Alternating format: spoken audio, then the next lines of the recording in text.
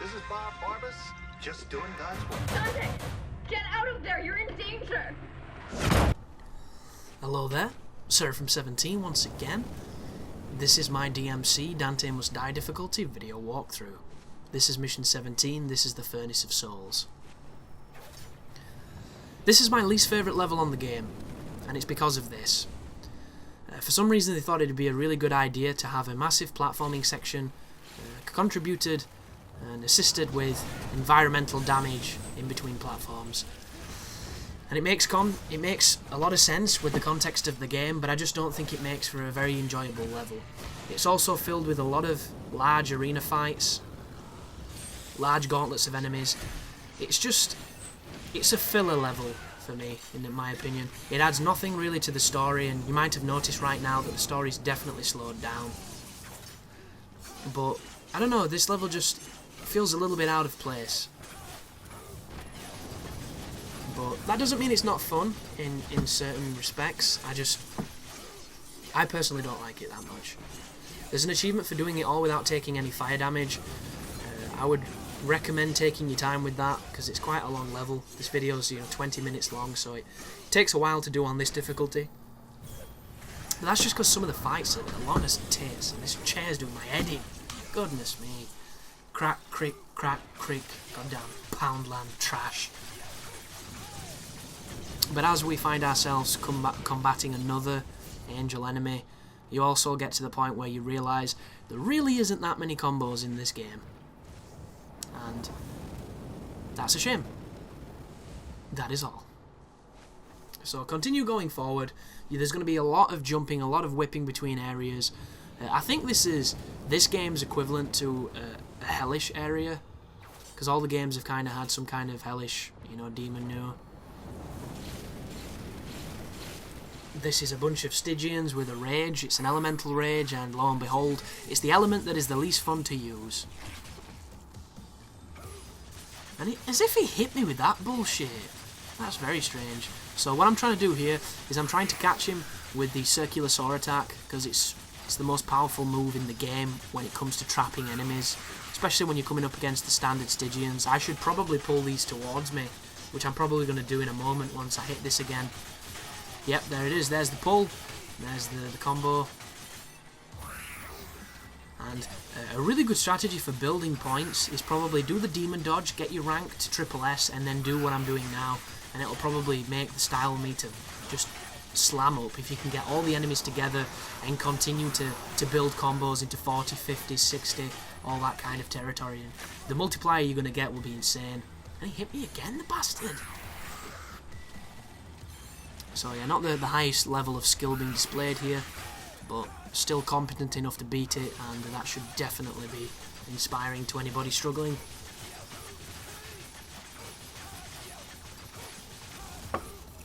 A lot of people might wonder why I don't use items. It's a personal choice more than anything. I do think the final boss of this game, if you want to use a Devil Star, feel free to do so. It's going to save you a lot of frustration. And for anybody that doesn't know what I'm on about, there's a sequence at the end of the last boss, and it's bullshit. You get the last boss down to the last bit of his life, he's one hit away from death, and then he has an auto-block feature, which means you cannot hit him for hell nor money. It's just ridiculous. You can't hit him at all. What you have to do is you have to make sure that the doppelganger is not near him, or he doesn't have the devil trigger to cast it. Then you have to go into devil trigger yourself and land the finishing blow. And there can be some luck involved in this, because on Son of Sparda I managed to kill him the first time I got him down to low life, because I think he was casting the devil trigger to summon the doppelganger and he wasn't technically on the field, so I managed to just get the one hit kill really quickly. But in this guide, I was getting him down to low life 2 or 3 times, and then I was beating up the doppelganger to try and get devil trigger to finish the boss, and he just wasn't having any of it. So if you get in that situation and his clone is not there and you don't have devil trigger, feel free to use a Devil Star. It will make that so much quicker, so much easier, so much less frustrating, because that fight is terrible. And we are literally 2 videos away from me being able to tell you why. After this one, of course, 18 and 19, and then it's 20. But this is a butcher and a witch. And it's another one of those situations where you need to exploit the camera so that the butcher doesn't do too much damage to you, so you can pound on the witch and punish her. It'd be real nice if she took environmental damage from the fire, but I really don't think she does. Oh, yeah. This is just Sanctus Jr., this bitch. Annoying, pointless, and I wish she wasn't in the game. Give me some Sin Scissors. I'd rather fight Sin Scissors all day than this stupid lady. Stupid nymph thing. Naiad, or whatever they're called. The sea equivalent of a nymph. There goes my chair again, complimenting his commentary with loud noises. But we're coming midway through January. The games are going to stop for this moment in time when it comes to releases until the start of February, and then February's pretty busy. It's got Dead Space 3, which is going to be a big one. It's got Metal Gear Rising: Revengeance, which is going to be a great one for me. That game is going to be solid. Really, really good. And I believe I'm probably going to get a lot more addicted to that game than I do feel like I'm getting to this one. And it always comes from just the level of depth and the level of complexity that game's going to have, because it comes from people that know exactly how to make this kind of game. And that's one thing that I'll defend Ninja Theory to the earth with, because I played Heavenly Sword and I didn't like it. I thought it was far too spammy, far too simple. But for them to make Heavenly Sword with its simplistic combat, and then to make this, they've definitely made advances when it comes to their ability to make this kind of action game. And I don't know if that's because of the staff of Capcom that came and advised. I'm not sure at all. But either way, they were willing to take on other people's expertise and better themselves as a developer. And that's good news, because whatever they do next could be really good. As judging by some comments, a lot of people have been wondering why this wasn't just a different game, because the concepts in it are vastly different to some of the other Devilmaycrys. Why did they not just make their own IP? I think that has something to do with Capcom going to them going, do you want to make the next Devilmaycry? And Ninja Theory all starry-eyed with a massive company like Capcom in the face probably went, I will do anything to do that, yes please. So I don't blame them at all for taking up the helm. I don't understand why they got so many death threats, and death threats in the forms of death metal songs and ridiculous shit like that, but it wouldn't be called the internet if it wasn't filled with morons. But this is another Elemental Rage, another bunch of Stygians. At this point, we're going through the motions, we're just trying to get rid of them as quick as we can. And this is another one of those moments where I wonder what people will do if they're not using the demon dodge, because there's a shit ton of enemies, they're all a bunch of bullet sponges. I don't know, it gets to the point where you get sick of beating things up. You really do. It's one of the things I hated the most about Devil May Cry 3 on Dante Must Die. The enemies got such a defense and life increase that it just turned everything into housework. It was just a chore. The one cool thing about that game is, though, you have Beowulf, and Beowulf jump cancels turn anything into dog shit because it's so powerful. But something interesting happened to me on Sunday. And I do apologise if you want me to talk strategy instead of talking about myself, but the whole point of these videos is for me to add character and to make them as interesting as I possibly can, and this is something worth talking about, seeing as how this fight is taking a while, and we've fought Witches and we've fought Dream Runners before, same strategies here as before, hopefully a little bit more refined and a little bit more elegant, but not necessarily so. And I was at my grandma's because I go there for my dinner, and all the family gets around and stuff like that, and they got onto the topic of my YouTube, because my grandma was asking how it was going. And I generally tell her the same thing. The first thing she says to me is, are those people in America, is what she says. Are those people in America paying you properly? Because I mentioned how I'd been partnered and how they would send me money depending on how well my channel went. And I don't think my grandma has any real notion of how any of it works. She knows how to use the internet, she's just not too sure of, this whole YouTube stuff and how ad revenue and all that kind of complexities add towards the mix. I say to her the same thing, I haven't been paid yet, Grandma, type deal. I don't know how much I'm going to be paid because I have no frame of reference, because I don't know, how it all calculates, and on the analytics. It doesn't tell me anything specifically. It in fact tells me less than it did before. So I don't really know, but she started mentioning it, and one of my relatives, my uncle, he's got 2 young kids, they're early teens. One's a boy, one's a girl, and they like playing games. And he was like, "Oh, you'll have to give us your, a link to your YouTube channel." And it puts me in that awkward situation where I don't know if you've ever been in this for whatever reason, where as much as I want to advertise and show my family what I do, because I'm proud of what I do on YouTube, I'm really proud of it. A lot of people seem to think it's sad, a lot of people don't get it, a lot of people, whatever, I don't really care, fuck those people. And I've never felt ashamed of my channel. And I didn't feel ashamed in that moment, but I didn't want them to see it because of the situation of it not really being suitable for them. Because one thing about video games is everybody thinks they're for kids. The general consensus of ignorant people, which is a hell of a lot of people because there are more ignorant people than there are, ignorant gamers. They think they're for children, they think they're the same as a board game, they think there's absolutely nothing of adult merit in them. There's some people that if you tell them you work in the games industry, they'll immediately think you mean Monopoly. Because, the world is a very strange and isolated place at times. And they immediately think it's for children, so they think, oh, he makes videos about games, that'll be fine for an audience of 10-year-olds, but the things that I talk about and the character that I portray in these videos, which is essentially my most honest self, is not the person that they see on Sunday. Because you're not the same when you're with your family as when you are with your friends. Because essentially it's, where the phrase your Sunday best comes from.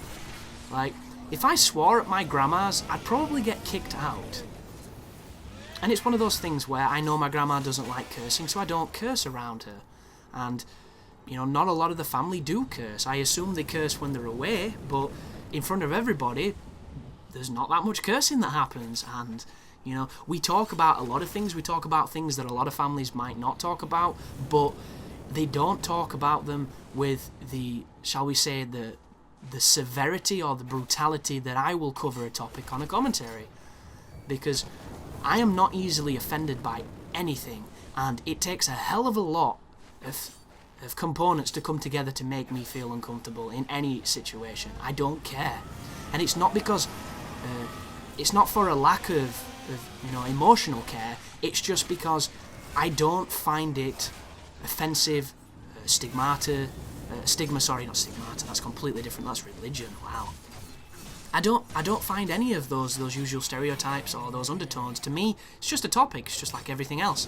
It's like saying the word nigger. Some people will get immediately defensive about that. To me, it's just a word. It's a word that's got an awful, awful history, but it's just a word. And everything to me is just what it is. It's, the context, the tone, the whatever you want to make it.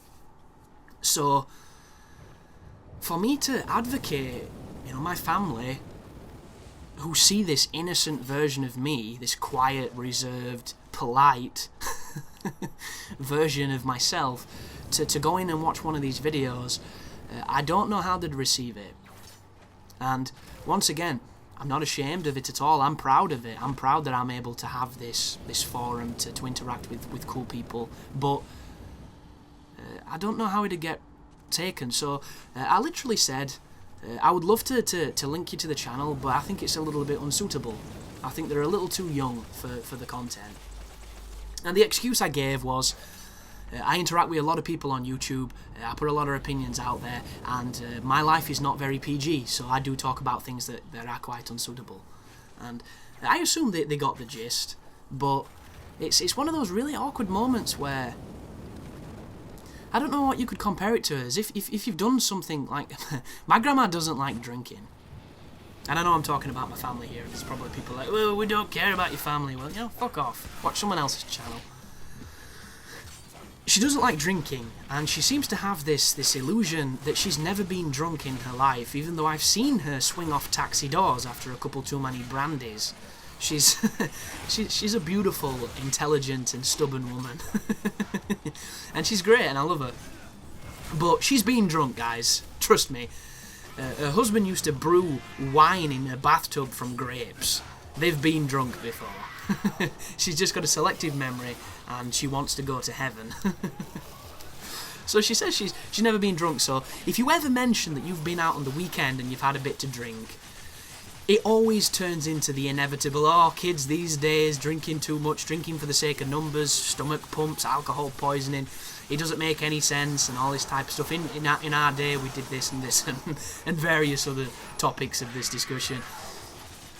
And you generally don't want to mention it, because it's one of those things. So the only thing I can compare it to, this situation of saying I have an unsuitable channel for younger people, would be if you got absolutely shit-faced the day before, and she asked you what you did across your weekend, and you had to either face the bullet by saying I got really, really drunk with my friends, had a great time, and then she says, well, what did you do? And you go, I can't remember.